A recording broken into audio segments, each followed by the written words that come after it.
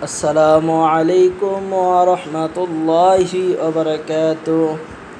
কালিমায়ে শাহাদাত আশহাদু আল্লা ইলাহা ইল্লাল্লাহু ওয়াহদাহু লা শারীকা লাহু ওয়া আশহাদু আন্না মুহাম্মাদান আবদুহু ওয়া রাসূলুহু।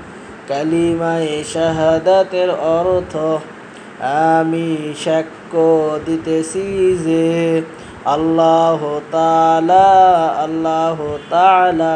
ছাড়া কোনো ইলাহ নেই, তিনি এক অদ্বিতীয়, তার কোনো শরীক নেই।